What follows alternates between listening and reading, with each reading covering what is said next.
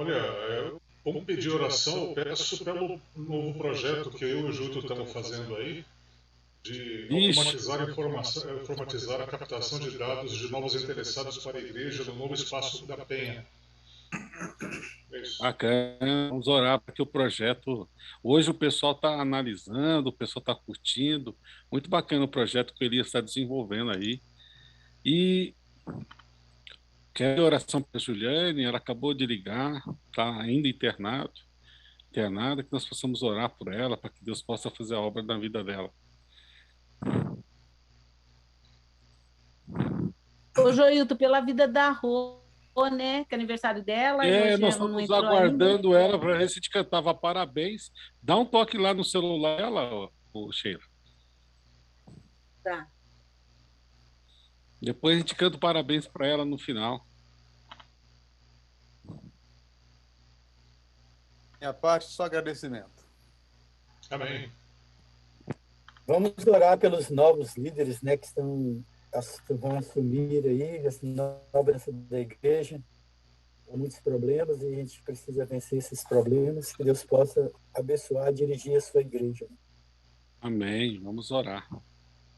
Posso pedir do Raimundo, esse final de semana, vai até terça-feira, o concílio quinquenal da igreja, certo? E várias decisões estão sendo tomadas, novos cargos estão sendo ocupados, sempre acontecem algumas mudanças, algumas trocas, né? Nova direção, novo caminho. Deus possa estar encabeçando tudo isso realmente, né? As decisões os homens tomam, mas Deus realmente esteja à frente, esteja orientando essas tomadas de decisão, que a igreja possa avançar. O novo slogan, o novo lema é uma igreja em movimento, né? Como se fosse uma colmeia, baseado naquela visão que a irmã White teve das colmeias, né? Das cidades de São Francisco e tal. Tinha as colmeias, e aí colmeia em movimento de Cristo e tal. Então a igreja em movimento, essa ideia para agora para frente, né? A igreja crescer, quem sabe a gente, Jesus voltar ainda nos nossos dias, nos nossos tempos. Já que pregamos e vivemos tanto por isso, né? Verdade. E ouvindo, e cantando, ouvindo irmão, e ouvindo música, e cantando música sobre a volta de Jesus. Estou completando agora 47 anos, daqui uns dias. Jesus está mais próximo do que estava quando eu tinha 10 anos, 7 aninhos, 10 aninhos, 11 aninhos. Quando eu cantava com o Isaac, sonhei com o céu. Paz. Rapaz, tem tempo isso, hein, Isaac? Não os impeçais de vida. Isso. É. Já fizemos história. Já, e o tempo vai passando, né? E Jesus, cada dia mais próximo, cada dia mais próximo. Na verdade, deixa eu ser justo aqui, né? Tá o Raimundo, que já cantamos muito juntos, e Clemilda, Nidinha, quem mais aqui? A Ruth também já cantamos. Joilton, a gente nunca cantou junto, não, né, Joilton? Mas já fizemos outras coisas juntos. Isso. Mas legal. É isso aí. Então, que realmente seja a última etapa, né? Que a gente possa ver realmente Jesus voltar, né? A nossa geração, né? Meu pai já passou, meus irmãos passaram, alguns de nossos amigos, nossos parentes ficaram para trás, mas estão lá aguardando nessa esperança, essa convicção. Morreram com a convicção, com a esperança, com a certeza que Jesus vai voltar. E deixaram esse legado para nós, né? Nós estamos vivos para pregar, quer seja com palavras, se for necessário, mas sem palavras, como o Isaac falou aí, às vezes só pelo comportamento, pela atitude, pelo estilo de vida, né? Assim como era o povo lá no deserto, era o estilo de vida deles que ia chamar a atenção dos estrangeiros, das pessoas que estavam ao redor. Bom, resumindo, é isso, que a gente possa ver Jesus voltar. Vamos orar então. Quem ora para nós? Eu oro, chefe. Vamos orar então. Fechar os nossos olhos e inclinar. Bondoso Deus, estamos aqui em família, reunidos para estudar a Tua palavra. As coisas nos unem, Senhor. A família, o sangue, a amizade, alguns o tempo que cantaram juntos, que estiveram juntos, o trabalho, mas que nesse momento a Tua palavra, através do Seu Santo Espírito, possa nos unir. Abrir a nossa mente para compreender os Teus méritos, a Tua vontade. Tu revela, Senhor, que não fará nada sem revelar antes aos Teus servos, os profetas. Revela a Tua vontade na nossa vida, na vida de cada um aqui presente. Que aqui nós possamos tirar as nossas dúvidas, possamos nos aquecer com o fogo do Espírito Santo e darmos a Tua vinda, Senhor. No momento que o Senhor estiver vindo nas nuvens dos céus, que todos nós possamos estar prontos e preparados. E aqueles que já descansam possam ouvir a Tua voz, possam ouvir o som da trombeta e despertar e ver Jesus voltando nas nuvens dos céus. Esse mundo é um mundo muito mau, Senhor. Muitas tristezas, momentos nós temos de alegria, mas muitos momentos de tristeza, de sofrimento. Mas o Senhor é que nos dá o descanso. Ó Senhor Deus, abençoe a todos os pedidos que foram elencados, aos líderes que estão sendo escolhidos. Senhor Deus, a obra é Tua, a igreja é Tua. Escolhe, Deus, os vasos necessários para que possa completar essa obra. Abençoe a cada um, abençoe a Juliane, que está internada, abençoe aqueles que estão enfermos, a Rô, que hoje também está completando mais um ano de vida. Que o Senhor possa abençoá-la e dando saúde, e dando esperança e renovando a sua fé. Senhor Deus, para a nossa mente, para entendermos a Tua palavra. É o que nós te pedimos em nome de Jesus. Amém. Amém. Bom, gente, no último estudo, nós paramos justamente na parte do Santíssimo, onde Joilton ia dar uma explicação para a gente sobre o que acontecia lá, porque... Parou no Joilton. O Raimundo tinha falado sobre o pátio, né? O pátio. Não, falei sobre pátio foi eu. Desculpa, foi o Ailton. Ailton falou sobre o pátio, o Raimundo falou sobre o santo, lugar santo. E aí nós chegamos na parte mais, assim, importante lá, que ficou coube ao Joilton. O tempo Vamos lá. E Vamos aí, lá. você quer que eu mostre os slides aqui ou você tem por aí? Faz? Vai firme aí nos slides. Eu ficou com filé. E eu vou explicando. A gente vai trocando ideias juntos aqui. O que não falta aqui é a gente boa explicar. Raimundo, Ailton, Elias, todo mundo aí sabedor da verdade, né? Bom, a respeito do Santíssimo. Então, nós vimos aí os vários compartimentos que tem o santuário, o átrio, vimos também os diversos utensílios e móveis que estavam lá no pátio. E também vimos o santo, os compartimentos, aliás, os móveis que também compõem o santo. Vimos lá o altar de incenso, vemos também a mesa da preposição, onde tinha os 12 pães representando a tribo de Israel. Vimos o castiçal com as 7 lâmpadas, né? Onde representa o Espírito Santo. E muitas vezes a gente até, pela quantidade de lâmpadas, faz até uma certa analogia os 7 Espíritos de Deus apresentados no Apocalipse, que eram as cartas, né? Os 7 períodos da igreja no Apocalipse. O santuário, ele é o evangelho em símbolos. Deus entendeu que é uma frase que a gente usa muito aqui no meu trabalho.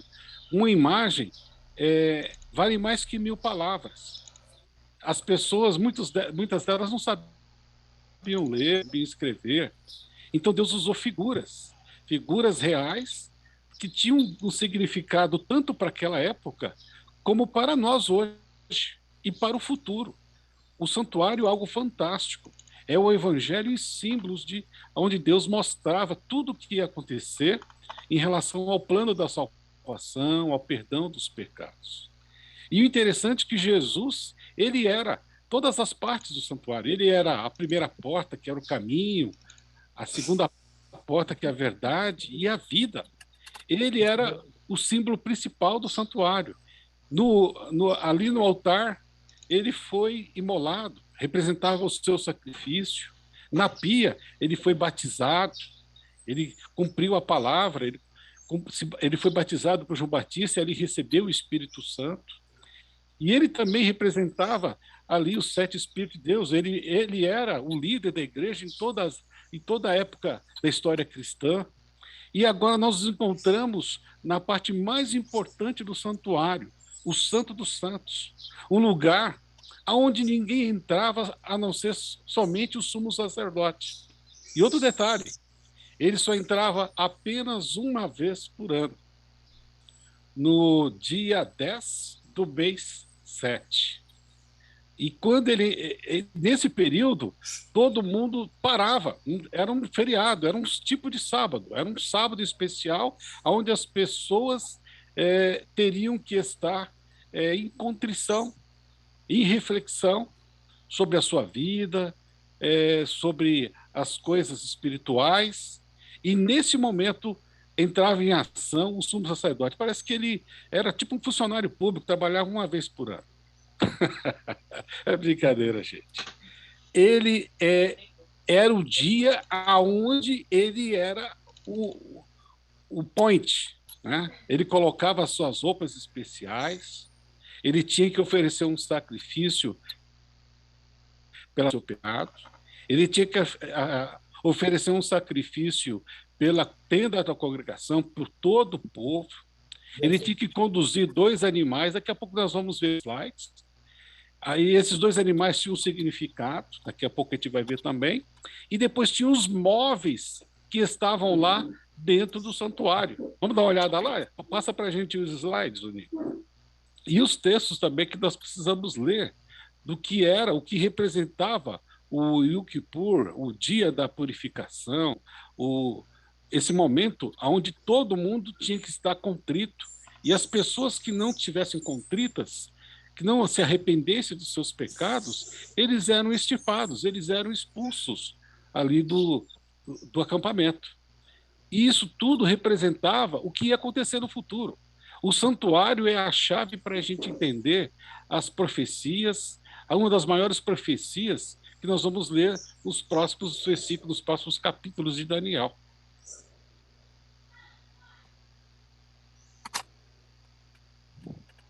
Não está entrando.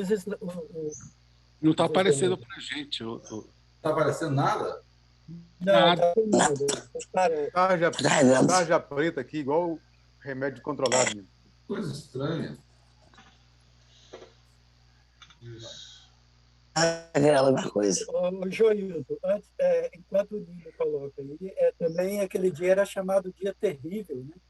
Era chamado dia terrível do Senhor, porque todo Israel ficava na expectativa se realmente Deus aceitou a expiação, né? Se Deus não tivesse Exatamente.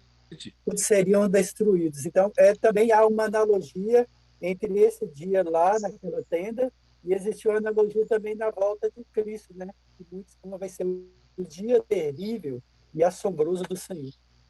Perfeito. Enquanto o Nino está colocando, não está aparecendo nada, Ju? Ainda nada, está tudo escuro.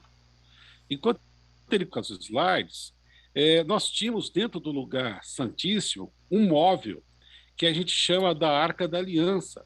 Já apareceram alguns vídeos na TV. Uma série muito conhecida, um filme muito conhecido, era Indiana Jones e a Arca da Aliança. Agora apareceu. A Arca do Tesouro, a Arca da Aliança, aonde eles estavam querendo resgatar, como se fosse uma relíquia, né? Uma relíquia preciosa. E muitas vezes se especula a respeito desse tema. A Arca da Aliança, aonde o Deus hebreu, Deus Todo-Poderoso, habitava. Mas Deus ele não ficava dentro de uma arca. Ao contrário, ele se manifestava em cima do propiciatório. O que é propiciatório? Era a tampa da arca, a tampa onde estavam os 2 querubins. A gente dava o nome dessa peça de propiciatório. E nessa tampa tinha 2 querubins curvados, e no centro do propiciatório era onde o Shekinah, Deus se manifestava. E dentro do propiciatório nós tínhamos as tábuas dos 10 mandamentos. A tábua do testemunho, aquelas tábuas onde lá em Êxodo 20, Deus disse de viva voz os 10 mandamentos. Depois, posteriormente, Moisés subiu ao monte e trouxe as tábuas escritas pelo dedo de Deus. Essa tampa, ela tinha um comprimento, ela tinha 2,5 côvados por 1 metro, por 1,5. Depois tinha também 1,5 côvados, que era mais ou menos 66 centímetros. A medida do côvado era a medida da mão até o cotovelo, por isso se chamava côvado. Era aproximadamente 66 centímetros. A arca também representava a presença de Deus. Deus estando ali com eles. O que mais nós tínhamos? Nós tínhamos a vara de Arão, que havia florescido, e do lado da arca, os testemunhos. Eu separei para vocês um pequeno documentário, bem curtinho, de um historiador, de um arqueólogo, doutor Rodrigo Silva. Ele visitou a arca, um lugar onde simulou a construção do mesmo tabernáculo que o povo, durante os 40 anos, peregrinou no deserto. Podemos mostrar para eles esse vídeo, Nino, agora? Sim, sim. Já te coloquei como co-host aí. Eu que vou. Então, vamos lá. Ele é bem curtinho, mas eu achei muito interessante, usando a mesma técnica do santuário, imagens. Uma imagem vale mais que 1000 palavras. Vou compartilhar aqui para vocês.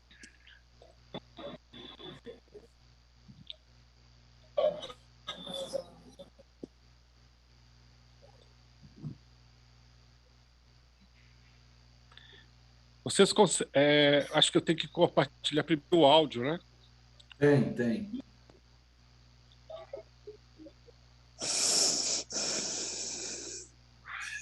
Aparece para vocês? Parece um PowerPoint. Tá legal. Estou aqui compartilhando.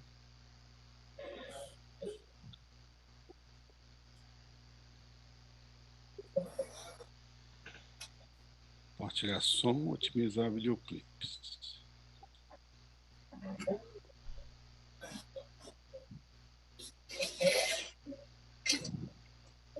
Agora aparece? Sim. Eu vou dar o play aqui. Veja se o áudio aparece para vocês. Os sacerdotes ministravam diariamente nesse lugar, mas não entravam ali dentro, no lugar santíssimo, aquele que ficava além do véu. Ali só entrava o sumo sacerdote e, mesmo assim, uma vez por ano, no dia da expiação. Agora, vamos conhecer o que há lá dentro? Vem comigo.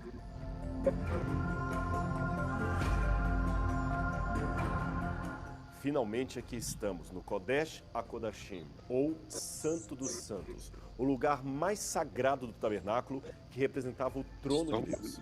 Mas antes de prosseguir no significado especial desse lugar, eu quero corrigir um erro que é dito por muitas pessoas, às vezes em púlpito, em publicações e até mesmo em documentários que há por aí.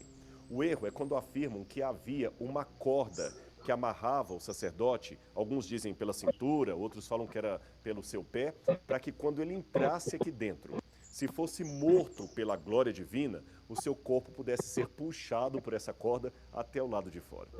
Você talvez já ouviu falar disso, mas deixe-me dizer que é uma lenda.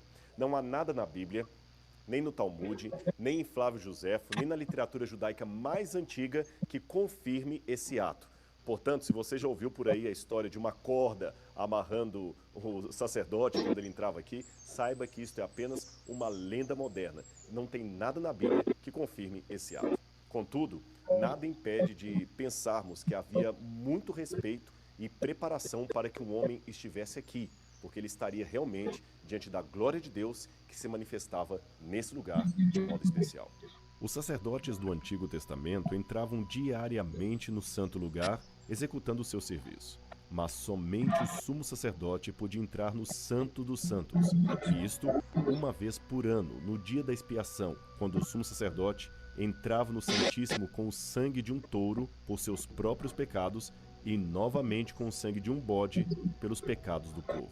Ele pegava esse sangue e o aspergia sobre o propiciatório, a cobertura da Arca da Aliança, oferecendo-o a Deus. Era no Santo dos Santos que um homem podia chegar à presença de Deus, mas somente o sumo sacerdote seria capaz de entrar ali. E era exigido que se defumasse a sala com incenso antes que ele entrasse. Aqui ao centro estava a famosa Arca da Aliança, que você tanto já ouviu falar. Os querubins fundidos de ouro representavam o trono de Deus com os anjos que ficam protegendo a glória de Deus no próprio céu. Aqui dentro ficavam as tábuas da lei, contendo os 10 mandamentos, um pouco do maná que o povo de Israel recebeu no deserto e também a vara de Arão, que floresceu, indicando aquele que Deus havia escolhido para ser o primeiro dos sacerdotes. Tudo isso aqui representando realidades divinas e celestiais de uma forma didática para que o povo pudesse entender o plano da salvação. Esta arca era toda feita de madeira de acácia e ficava completamente revestida de ouro. Sobre ela, a modo de tampa, foi colocado esse propiciatório também feito de ouro fino.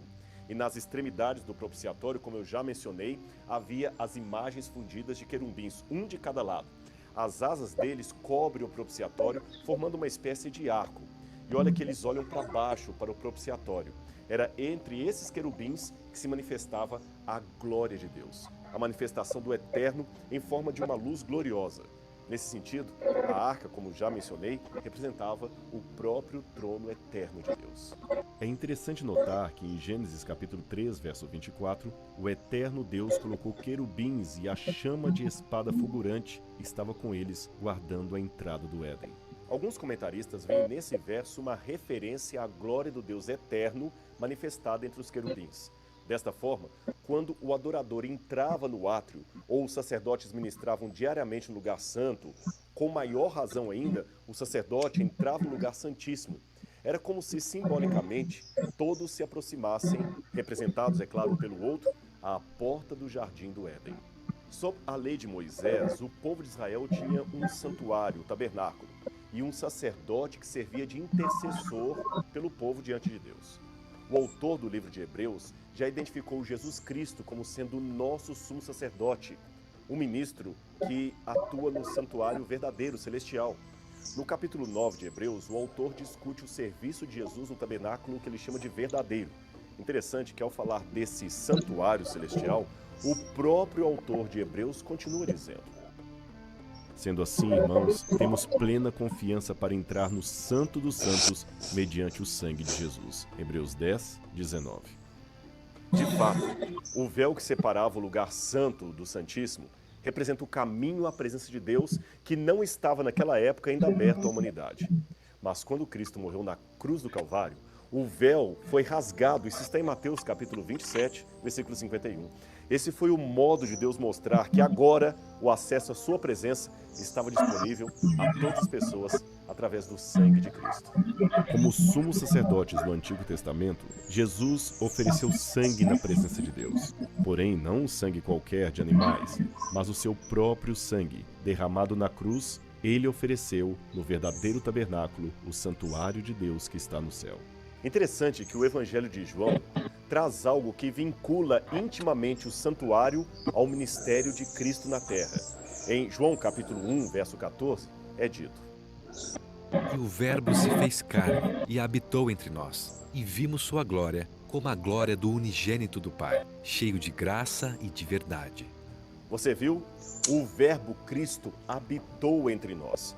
Esta palavra habitou no grego é skenou, que quer dizer literalmente armou seu tabernáculo ou tabernaculou. Então o correto é ler: o Verbo se fez carne e tabernaculou entre nós. É porque não existe uma tradução que sobreponha aquilo que foi escrito no original. Se João escreveu que Jesus se fez carne e tabernaculou conosco, ele quis dizer que Cristo era o mesmo no passado. E foi ele que também no passado declarou: e me farão um tabernáculo para que eu possa habitar no meio deles. A diferença dessa vez é que o tabernáculo era o seu próprio corpo humano, entregue por amor de todos nós.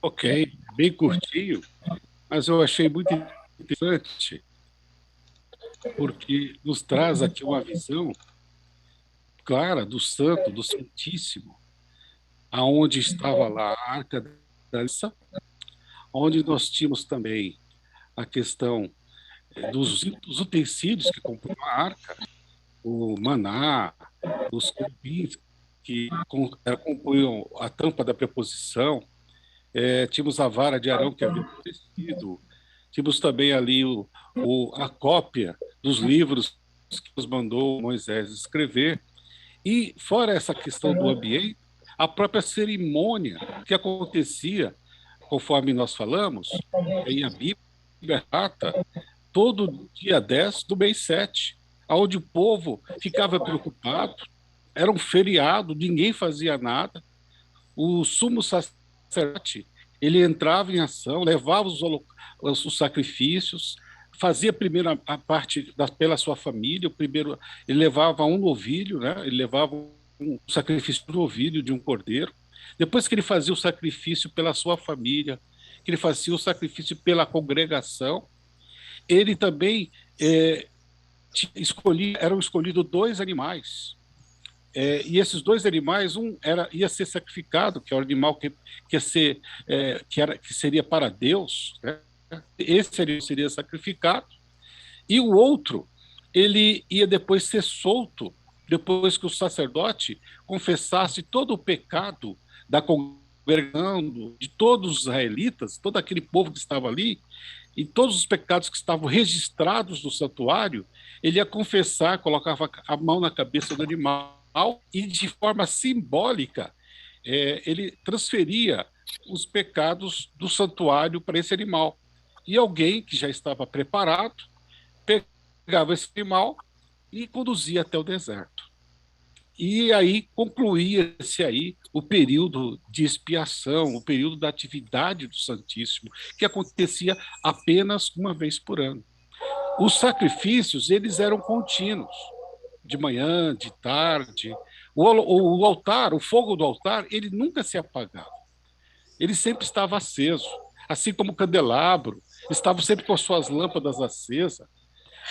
Os pães, eles eram trocados conforme os outros colegas também explicaram de cada um dos significados dos móveis. Eles eram trocados toda semana. E o serviço, ele era contínuo, não parava. A única diferença era em relação ao Santíssimo, porque ali era a presença de Deus. E Deus, ele dizia que era necessário que no momento que o pecador ele confessava o pecado sobre o animal, e quando o sacerdote colocava nas pontas do altar o sangue que representava aquele sacrifício, o pecado que foi remido, isso ficava registrado no santuário. E esse dia da expiação era para que tudo aquilo que estava registrado no santuário fosse tirado, fosse purificado. O pecado contaminava o santuário. E uma vez por ano, o santuário precisava ser purificado. Agora, é interessante notar que tudo isso aí tem uma conotação celestial, era uma sombra do que ia acontecer, ou que já acontecia no céu. Jesus, aí nós vamos estudar um pouquinho mais para frente, quando nós vamos ver a profecia das 2.300 tardes e manhãs, ele inicia um processo parecido com o dia da expiação lá no santuário celestial. Um dia que ele sai do ambiente do santo e vai para o Santíssimo. E da mesma maneira que o povo de Israel se ajuntava e ficava contrito, porque ali o sumo sacerdote estava na presença do Deus Altíssimo e intercedendo por todos nós, assim Jesus hoje está, transferindo todos os pecados que foram feitos em seu nome, que foram pedido perdão em seu nome, todos os pecados do passado, do presente, e ali intercedendo por todos os filhos de Deus, todos aqueles que confiam e confessam o nome de Jesus. Essa obra está em pleno andamento, mas assim como no santuário terrestre, o Yom Kippur, o dia da purificação, ele cessava. Assim também vai cessar, nós vamos estudar um pouquinho mais para frente, e outros acontecimentos escatológicos vão ser desencadeados quando nós quando for terminados os trabalhos de Jesus no Santíssimo. Então, o lugar dos mais importantes, todos tinham o seu papel, mas o Santíssimo, era algo delicado, só uma pessoa podia participar, podia entrar e ali ministrar os serviços. Uma coisa interessante que o professor Rodrigo Silva falou, que quando Jesus ele morreu na cruz, o véu se rasgou.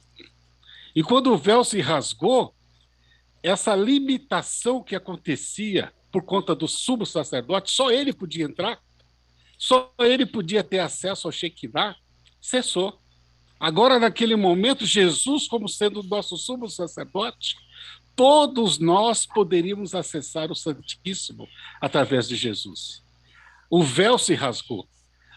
A limitação não existia mais. O preço pago por nossos pecados estava quitado. E Jesus agora estava diante do Pai, depositando na tampa do propiciatório o seu sangue.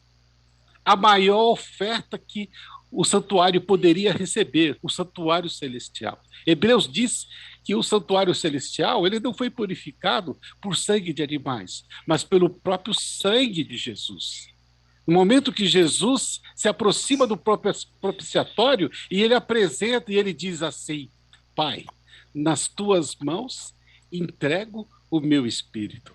Não foi os cravos, não foi o sofrimento da cruz, não foi as chicotadas, os cravos nas mãos e nos pés, o furo no lado de Jesus que matou. Nada disso pode matar um Deus.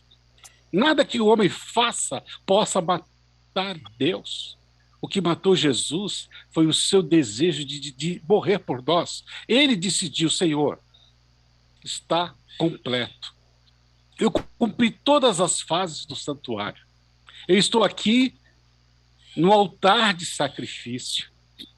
E agora estou oferecendo meu sangue para ser depositado no propiciatório, para que inicie o quê? O processo de purificação do santuário. Em um dado momento da profecia, isso acontece. E a gente vai estudar tudo isso aqui que nós vimos em forma de símbolos, nós vamos ver de forma de como aconteceu e em que momento que aconteceu. Mas é importante notar que em todas as partes do santuário, Jesus era o símbolo. Tudo focalizava para Jesus. Um dos símbolos mais comentados na Bíblia é o santuário, por mais de 200 vezes é comentado. E pouco explicado, são poucas pessoas que se detêm ao estudo do santuário. E algo que tem um significado muito importante para a gente. Nós temos uma sala que a gente participa, acho que muitos aqui também participam, a sala 57 nas madrugadas, e lá tem uma oração muito especial que a gente chama de oração do santuário, aonde nós começamos a orar em cada parte do santuário até chegar ao Santíssimo. É muito bonito, é uma oração muito emocionante. E nós temos que fazer isso. Jesus está lá no Santíssimo, esperando, através do Espírito Santo, as nossas preces, que chega até ele com gemidos inexprimíveis. O que mais nós podemos ver sobre o santuário? Joilton, posso fazer uma participação? Por favor. Eu acho importante nessa parte no Senhor da Cruz. Ali Jesus estava pagando o meu pecado, o seu pecado, os nossos pecados. Mas também naquele momento ele estava julgando o príncipe desse mundo, que será a sentença dele, será na volta depois dos 1000 anos. Mas ali ele estava julgando já também o príncipe desse mundo. Sim, é julgamento. O período de expiação é o início do julgamento. Quando Deus vier à Terra, quando Jesus vier à Terra, ele não vai julgar, ele já vai trazer a sentença, a execução. Nós estamos num período de julgamento. Foi muito bacana a participação do Raimundo, porque no dia da expiação, no dia 10, era o dia de julgamento do acampamento.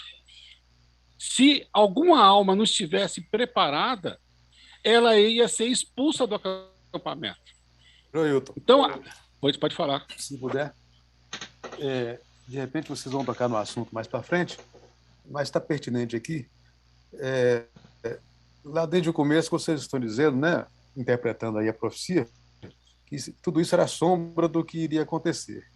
E todos aqueles acontecimentos do santuário, esse dia da expiação e tal, o sangue aspergido, diz aí a Bíblia que era sombra de coisas futuras. Então, nesse momento que Jesus, não só no momento da cruz, quando ele disse está consumado, está completo, como você disse aí, e que o véu do templo e o véu também do santuário rasgou, né? Tem um detalhezinho aí, que todo aquele sangue que foi jogado, todo aquele sacrifício que foi feito durante todos os anos, ele estava apontando para esses últimos sacrifícios aí de Jesus na cruz, e o detalhe que eu quero entrar é esse. Lá no Jardim do Getsêmani, onde Jesus foi tentado a deixar para lá e voltasse para o céu, e não sofresse ali o peso do pecado de todo mundo nas costas dele ali, né, naquele momento de angústia que ele estava passando, se ele não permitisse consumar esse sacrifício, todos os sacrifícios que foram feitos e os pedidos de perdão que foram feitos lá no passado, cairia por terra. Nada daquilo teria valor se Jesus tivesse fraquejado aí. Essa é a minha participação. É verdade. Muito bom. Era necessário acontecer. Foi uma tentação, foi o momento mais triste para Jesus. Foi o momento que ele experimentou o maior sofrimento, quando ele sentiu a ausência do Pai. Ao ponto de dizer, mas Senhor, por que me desamparastes? Muitas vezes a gente comenta, de certa forma alegórica, dizendo, poxa, ninguém morreu ainda, todos estão apenas descansando. Somente Jesus morreu. Naquele momento que Jesus recebe a carga do pecado da humanidade, ele experimenta ali os sofrimentos da segunda morte, que é a ausência de Deus, a separação total do Criador. E a angústia foi tão grande que ele começa a suar gotas de sangue devido à sua aflição de estar separado do Pai. E aí, naquele momento, ele diz, Pai, está completo. E ele entrega o seu espírito a Deus. Aqueles que confiarem em Jesus nunca vão passar por esse sofrimento. Uma vez eu estava dando estudo para uma colega, que era da Polícia Civil, e ela era muito indignada com a justiça de Deus. Ela dizia, mas como a justiça? O rico, o ladrão, o bandido, ele peca, rouba, furta, né, e morre. O justo, ele faz o bem, ele faz caridade, ele faz tudo que é correto e morre. O resultado é o mesmo para os dois. Onde está a justiça? Por isso que nós falamos, ninguém morreu ainda. Todos estão descansando. Ele vai trazer juízo a todas as obras, até aquelas que foram ocultadas, que foram escondidas. E cada um vai receber conforme aquilo que fez no dado momento. Ele vai trazer juízo. E aqueles que confiaram na sua palavra, ele vai trazer livramento, galardão, ele vai trazer recompensa. Muitas vezes as religiões modernas só falam da parte amorosa de Deus, que Deus é amor, que a graça perdoa e que todos não precisam se preocupar em relação a isso. É verdade, Deus é amor e ele tem condição, através de Jesus, de alcançar a todos. Mas Deus também é juízo. E aquele que não aceitar o seu juízo, aquele que não aceitar o seu perdão, melhor dizendo, aquele que não aceitar o seu perdão, vai receber o seu juízo, ou seja, a sua sentença. Ele vai fazer juízo. A Bíblia chega a dizer, a palavra de Deus chega a dizer que será um ato estranho de Deus. O juízo que ele vai submeter nos últimos momentos da história da humanidade, na história do pecado, no momento que ele vai sucumbir à morte, ele vai destruir a morte. Jesus tem as chaves da vida e da morte nas suas mãos, e naquele momento ele vai destruir a morte, nosso corpo, ele nunca mais vai experimentar as marcas da morte, o sofrimento, tudo aquilo a saga que nós tivemos aqui na Terra vai ser esquecida. E Deus vai dizer para todos, depois que o pecado for sucumbido, eis que faço novas todas as coisas. E tudo começa de novo, como se fosse o planeta totalmente transformado. a vegetação, a natureza, os animais. Ele vai refazer o planeta Terra, porque o homem agora sabe o que é pecado, ele sabe o que é pecar e as consequências dele, ele sabe o que é experimentar a primeira morte. E a Bíblia nos fala nunca mais vai se repetir o que aconteceu na saga do ser humano. Pode falar, Raimundo. Uma coisa importante que eu achei, eu até vi hoje no sermão do doutor, é o seguinte: nós que somos pais, eu, você, mas quase todos que estão aí somos pais, a gente, no momento mais crítico da vida dos nossos filhos, nós não deixamos sozinhos. Muitas vezes nós queremos...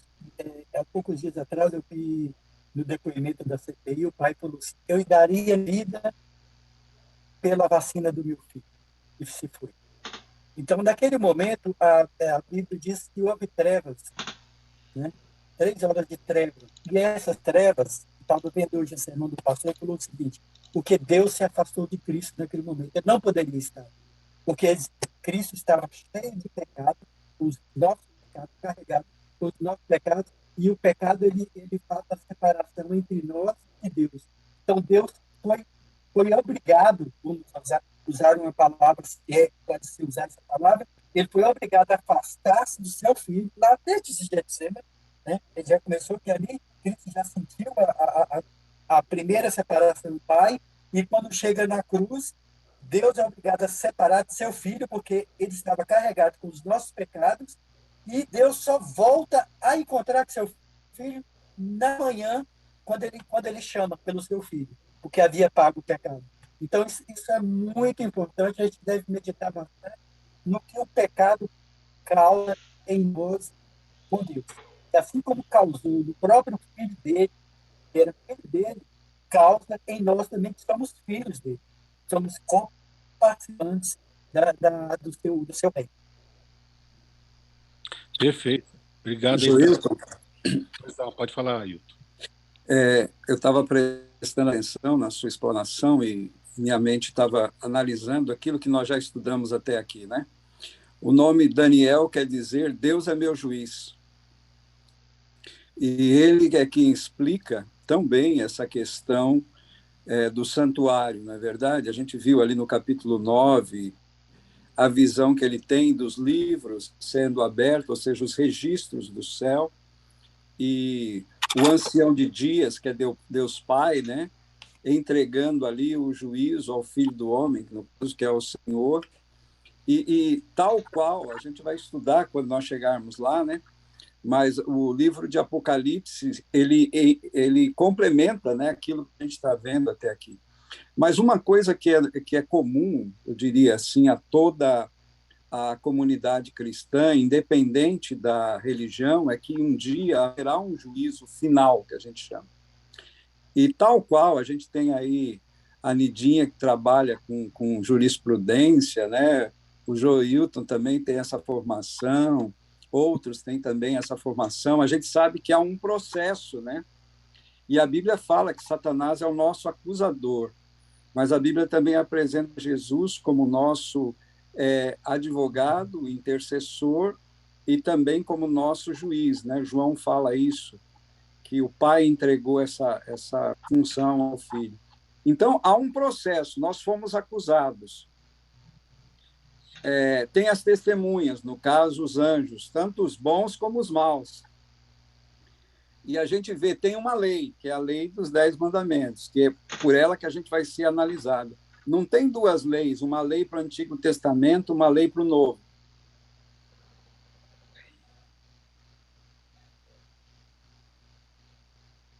O Ailton... Caiu a conexão dele. Caiu a conexão. Não existe 2 leis, existe uma lei só, e não há julgamento sem lei. Nós, quando estudamos o direito, se existir um crime, ou que considere-se que seja crime, mas se a lei não prevê, se não há alguma lei, na lei, alguma coisa que tipifica aquele ato, aquilo não pode ser considerado crime. Então, se não há lei, não há julgamento. Tá? Não haverá julgamento se não houver lei, porque Deus ele vai trazer a juízo todas as obras, mas de acordo com a lei que ele estabeleceu. Né? Até se conta uma história. Oi, Ailton já voltou? Pode continuar, Ailton. Seu microfone está desabilitado. Pronto. Igual eu estava falando. Agora, uma coisa que é interessante, a gente estava falando, olha que como Deus é maravilhoso, né? Nada na Bíblia é por acaso. Está ali com uma razão, com um motivo, né? Igual você falou, eu estou com a Bíblia aberta aqui em Mateus 24, e olha que coisa interessante. Aqui fala no verso 31, e ele, falando de Jesus, enviará os seus anjos, né, os quais reunirão os seus escolhidos dos 4 cantos da extremidade do céu. É aqui, isso bem, quando Cristo voltar agora, ele não volta para julgar. O julgamento aconteceu antes. Ele já volta para levar o povo dele. Por que ele sabe que há um livro no céu, lá o livro da vida, e os anjos já vêm com o nome das pessoas lá? Olha, eu vou buscar fulano, cicrano. Os que morreram em Cristo serão ressuscitados. Os que estão vivos serão transformados, se aceitaram a Jesus como seu Salvador e advogado. Olha que coisa interessante. Dizer que Jesus é o meu Salvador quer dizer que ele será o quê? O meu advogado. Porque a acusação de Satanás, ela procede. Eu sou culpado dos pecados que eu pratiquei. Só que aquela velha história, o salário do pecado é a morte. Mas quem aceita Jesus como seu advogado, quem nomeou Cristo para o defender diante do Pai, qual é a defesa que Jesus usa? Ele diz, o Ailton é pecador, ele merece a morte. Muito bem. Agora, eu não merecia morrer. Então, eu quero transferir a minha vida eterna para a morte eterna, que seria a condenação do Ailton. E é aí que ele derruba o argumento de Satanás. Por isso que diz, nenhuma acusação há, nenhuma condenação há para aquele que está em Cristo Jesus. Né? Então, essa é a maravilha do Evangelho. Né? A misericórdia, a graça de um Deus que se fez homem para pagar o preço do meu pecado. Entendeu? Ele é o Cordeiro de Deus que tira o pecado do mundo. Do mundo. Ele tira, o sangue de Cristo tem poder para salvar todo mundo. Agora eu pergunto, o desejo dele é salvar todo mundo, mas ele só pode salvar aquele que aceita o sacrifício dele. Porque quem não aceita o sacrifício de Jesus, ele está dizendo o quê? Eu quero ser julgado por essa lei e eu quero eu mesmo me defender. E ele está perdido. Então, a condenação virá sobre aquele que não aceitou a Jesus como seu Senhor e Salvador. Por isso que é tão importante a gente estudar o que Jesus Cristo está fazendo lá no céu. Eu gosto daquele texto de Atos 3:19, que foi declarado por Pedro, né, lá no Pentecostes. E sempre que eu converso com irmãos pentecostais, eu gosto de citar isso aqui. Fala, lá no Pentecostes a gente tem, né, lá o texto que fala: arrependei-vos e convertei-vos para que sejam cancelados. Em outras versões diz apagados os vossos pecados. Então, quem se arrepende dos pecados, que é pecado? Transgressão da lei. Então, veja, a lei ela não salva, ela só condena e só o quê? Só acusa.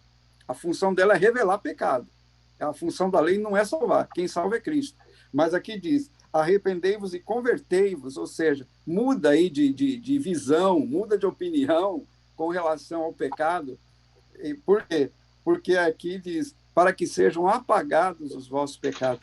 Então, quando Jesus voltar, isso aí já aconteceu. A carta de Pedro lá fala que a oportunidade, a ocasião de começar o juízo de Deus já começou, e começa pela casa de Deus. Então, o Senhor hoje está julgando quem vai para lá, certo? Quem aceitou a Jesus como Salvador tem o nome colocado no livro da vida e o anjo vai receber, ó, vai buscar Ailton, vai buscar Raimundo, vai buscar Joilton, vai buscar... E louvado seja Deus por isso. Então, nós hoje estamos vivendo o grande dia da expiação, com X, né? Ou seja, Jesus hoje está apagando pecados que são confessados e escrevendo nomes no livro da vida, para que logo, logo ele possa dar a ordem para os anjos. Pode buscar meu povo. Amém. Assim seja louvado. E para nós finalizar, se alguém tem mais algum comentário sobre a questão do dia da expiação, do Santíssimo, eu queria mostrar para vocês, não sei se vocês conseguem ver, aparece para vocês o meu PowerPoint? Parece.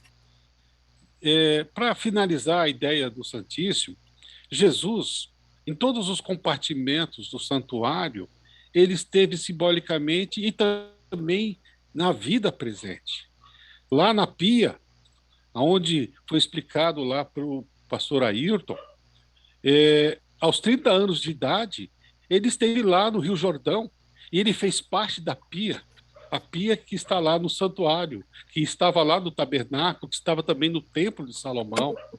Aos 33 anos de idade, ele foi crucificado no Calvário e ele participou desse outro móvel, que é o altar de sacrifício. Ele foi imolado ali. Ali ele pôs a nossa culpa e o nosso pecado. E ele também participou do Santo dos Santos, o lugar santíssimo, o lugar que apenas o sumo sacerdote, uma vez por ano, entrava. Jesus, ele foi entronizado como nosso sacerdote, como sacerdote no ano 31 anos Domini. E hoje, depois nós vamos ver o período, ao estudarmos a profecia das 2.300 tardes e manhãs, o momento que Jesus fez o mesmo processo que o sumo sacerdote fazia. Ele saía do lugar santo, entrava no lugar santo e ele cumpriu essa trajetória ao ficar diante da Arca da Aliança e iniciar oficialmente como nosso sumo sacerdote no Santo dos Santos, que está lá no céu. Né? Aquela parte do santuário, o átrio, ficou aqui na terra. O santo, ele já cumpriu o seu papel, porque o sacrifício já foi feito, a oferta já foi dada. E agora ele está onde? Na última parte do santuário, o Santo dos Santos, o Santíssimo, intercedendo por todos nós. E daqui a pouquinho nós vamos ver uma última parte. Né? Nós vimos todas as peças do santuário, todas as peças que nós temos no Santíssimo, as tábuas da lei que estavam ali dentro. Tudo isso aí existe o quê? O original do céu. Nós tínhamos apenas uma réplica, era uma sombra do que existia no céu. E a última parte que existia no dia da purificação, que fazia parte da cerimônia do Santíssimo, é a última parte que nós vamos estudar no final das profecias das 2.300 tardes e manhãs, quando o santuário vai ser purificado, não o terrestre, porque o terrestre já não tem mais nenhum significado, mas o santuário celestial, quando ele terminar o seu processo, da mesma maneira que um dos animais recebia o pecado de todo o santuário, isso também vai acontecer. Alguém, um ser, vai receber tudo aquilo que está sendo registrado, tudo aquilo que fez a raça humana pecar, tudo aquilo que foi, de alguma forma, registrado, ele vai receber tudo aquilo que foi colocado e registrado no santuário celestial. E aí termina todo o processo de purificação do santuário celestial. É o que nós estamos aguardando, o término, quando ele disser, está feito, da mesma maneira que ele diz na cruz, está feito, está consumado. Não, continue o pecador, continue o ímpio, continue o justo, e aí então ele começa um outro processo, que é de resgate, resgatar o ser humano das mãos de Satanás e levá-los às mansões celestiais. Uma coisa que eu achei muito interessante, mesmo pegando um pouco da fala do Ailton, é o seguinte, que quando o Satanás, o acusador, né, ele apresenta diante de Deus e apresenta o meu pecado, entendeu? Cristo apresenta as mãos para ele. Sim. Ele aqui, está pago. O pecado dele está pago, ele já pediu perdão. Não precisa ser você acusar, ele já foi perdoado. Isso é muito importante em ter essa confiança. E esse simbolismo que você tem é uma coisa maravilhosa quando você estuda o santuário e você tem que dar 6.000 anos atrás, né, nós vemos isso aí a gente vai estudando e vai vendo que tudo isso foi tendo uma etapa da nossa vida e para a salvação. A salvação dos passados os nossos antepassados e a nossa salvação. Nós vemos que o mesmo que aconteceu naquele ritual lá, aconteceu no céu. E vai acontecer no final. Exatamente. E o que nós podemos fazer? Confiar nos méritos de Jesus. Não deixar que fiquemos com a culpa. Nós temos que transferir para o santuário nosso. Transferir, porque Jesus já tem o quê? O preço do pecado, o preço da culpa. Somente aqueles que não fizerem isso, nós vamos ver que Satanás procurou durante um grande período destruir esse processo, né? Ele quis cessar o trabalho do santuário, né? Fazendo com que o inimigo das almas perdoasse pecados e não sendo libados pelo sangue de Jesus, né? Sendo perdoados por homens. É um outro processo que a gente vai desenvolver no nosso estudo. A gente já falou um pouquinho lá no capítulo 7 também. Obrigado, Joilton. A gente abriu... Nino, continua aí o processo, por favor. A gente abriu um parênteses no capítulo 8, um grande parênteses, né, para a gente estudar o santuário. E aí, nesses 2 últimos estudos, a gente ficou assim... estudando um pouco mais o santuário para a gente poder fechar o capítulo 8. Então, nós vamos fazer esse fechamento no próximo estudo, a gente fecha o capítulo 8, tem um pouquinho para a gente entender ainda o que é esse contínuo, esse David foi interrompido. Agora que a gente entendeu o que era o contínuo, o que era esse continuamente, o que era a coisa que acontecia continuamente, o santuário lá, e o que acontecia uma vez por ano, no 10º dia do 7º mês.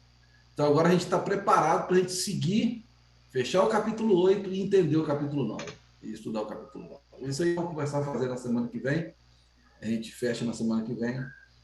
Mas foi muito bom. Agradeço aí o Ailton, que teve essa explanação hoje. O Ailton e o Raimundo também na semana passada.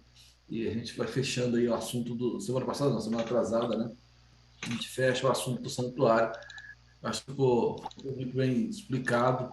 Não sei se alguém tem alguma dúvida, alguma questão para ser tirada ainda da questão do santuário, de algum detalhe que foi passado, assim. Eu acho que foi muito bem colocado, todos os três espaços. Nós demos um espaço, um tempo especial para o terceiro e mais importante espaço, que é o Santíssimo. Mas se alguém tem alguma dúvida, algum comentário, acho que esse é o momento, porque semana que vem nós vamos continuar e fechar o capítulo 8. Alguém tem alguma dúvida, alguma coisa a acrescentar? Um comentário a mais? Ó, o celular tocou aí. Deixa eu ver se Se não há nenhum comentário, eu queria trazer, está aqui conosco a Rosângela, e hoje é o aniversário dela. Queria parabenizá-la, parabéns, Rosângela, por mais um ano de vida, né? Todos nós estamos... Aparece aí, Rosângela. Fala aí um pouquinho. Parabéns, parabéns.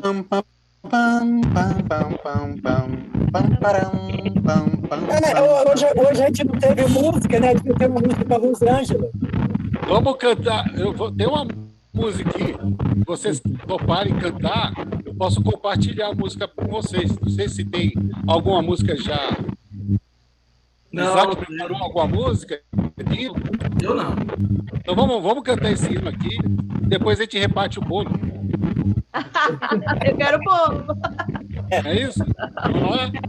Então você consegue... deixa eu compartilhar aqui. Vocês conseguem ver a minha tela? Ainda não. Agora sim. Agora aparece? Agora aparece. Sim. Vou pular um anúncio aqui. Virou anúncio.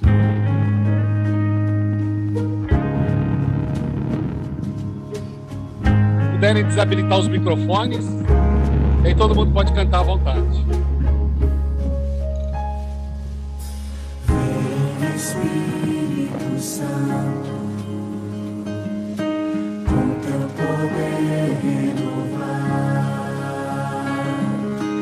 Eu quero ter a vitória. Vem me purificar. Vem me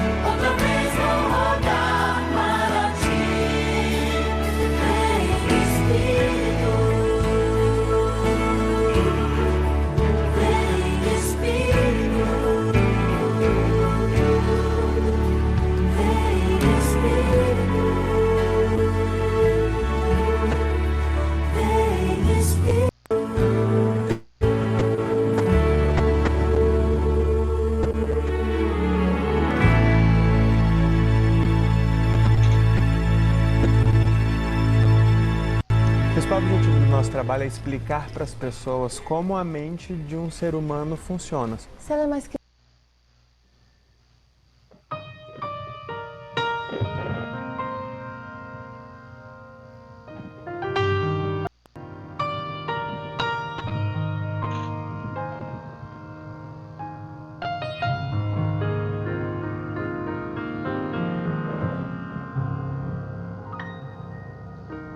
Senhor, tu sabes bem, sondas o meu coração e me conheces. Eu sei que nada sou sem a tua proteção na minha vida. Lava minha alma, cura-me, restaura com águas vivas do teu altar. Sou fraco, tão pequeno, mas aos teus pés me rendo. Cria em mim um novo coração, Espírito Santo, estou aqui, entrego minha vida só pra te servir. Sem a tua presença não posso viver. Renuncio o meu eu, já não vivo mais eu. Cristo vive em mim.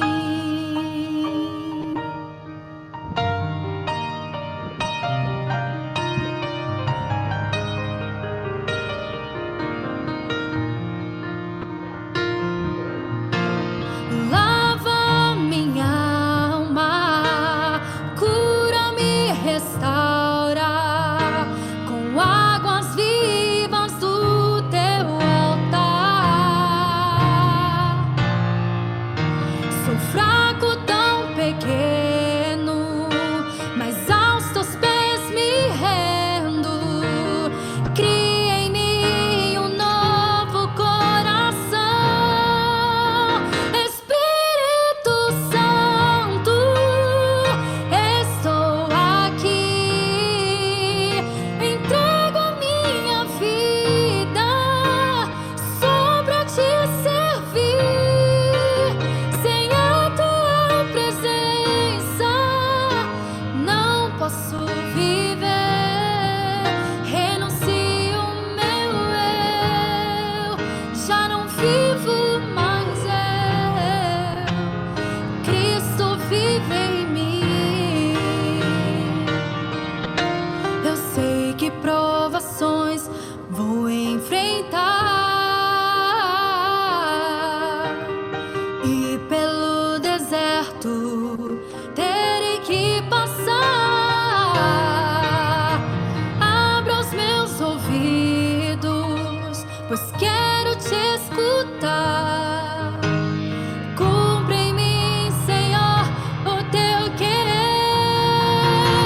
Espírito Santo, estou aqui, entrego a minha vida só pra te servir. Sem a tua presença não posso viver. Renuncio o meu eu, já não vivo mais eu. Cristo vive em mim. Renuncio o meu eu, já não vivo mais eu. Cristo vive em mim. Amém. Amém. A primeira vez eu errei, viu? Era isso aí que eu queria colocar. Esse hino do Espírito Santo eu queria colocar para todos nós, porque da mesma maneira que Jesus diz, eu preciso ir e eu vou vos enviar o Consolador, e ele convencerá do pecado, da justiça e do juízo. Agora, da segunda vez, para que ele venha, é necessário que o Espírito Santo venha na sua plenitude, para terminar a obra de Deus da terra. Então, se ele não vier, Jesus não vem. Se o alto clamor não vier, se a obra final do Espírito Santo não for concluir, ele não vai poder sair lá do Santíssimo e vir buscar, vir resgatar a sua noiva. Que nós possamos orar pelo batismo diário, pela ressignificação das nossas vidas, que a cada dia, diariamente, nós possamos estar preparando com uma porção diária na nossa candeia, gota a gota, para que quando o noivo vir, nós possamos ver, ter o azeite suficiente em nossas lâmpadas para ver Jesus nas mansões celestiais. Amém. Amém. Amém. Vamos lá, então? Senhor nosso Deus, muito obrigado, Pai, pelas bênçãos recebidas. Você sabemos que sentimos a necessidade de uma maior comunhão contigo, da presença do Espírito Santo na nossa vida. Nós possamos realmente, Pai, reclamar, pedir, buscar, procurar, manter nosso azeite, nossa vasilha com azeite cheio, para que quando vier o noivo não sejamos imprudentes, não sejamos como as virgens imprudentes, quando o noivo lhes faltava a presença do Espírito Santo. Nós tenhamos esse Deus, o Espírito Santo na nossa vida, nos orientando, nos dando sabedoria nas decisões que temos que fazer, nas atitudes, no nosso viver, que seja sal para iluminar, para dar sabor ao mundo. Senhor, abençoe-nos, dê-nos uma boa semana de trabalho. No especial, te pedimos pela Rô, que completa mais um ano de vida, abençoe a vida dela, aos seus amigos, aos seus parentes queridos, que ela seja uma bênção onde ela estiver. Dê-nos uma boa semana, abençoe-nos cada um de nós, é o que te pedimos em nome de Jesus. Amém. Amém. Aí, gente. Amém. Feliz semana aí para todos. Boa semana, boa semana. Feliz semana. Muito obrigada por tudo e vocês são bênção. Amém. Valeu, Rô. Bom participar com você aqui, tá? Bom ter você aqui conosco. Ó, eu vou... É bom eu ficar com vocês, viu? Amém. E nesse mês tem Nino, né? E Joilton, né? Joilton tá vindo esse mês, Joilton? Acho que dia 14, você? Será, pai? Será que eu vou lá? Sei, né? Legal. Não, tem eu, Joilton e Tico, né? O Tico é 19. Acho que o Tico também é novembro. O Tico é novembro? 26 de novembro. 6 de novembro, é. Pronto, aí dia 26 a gente faz um bolão aí. Vai ser o dia da expiação, dia 26 ele pega todos os aniversários. Vai ser a expiação com S nesse caso, né? É isso. É. Vamos preparar o Pix aí, né? Fechar o mês, não. Opa! Ver você já falando negativo. A gente estava falando positivo aqui, vem você com o negócio de Pix. Beleza.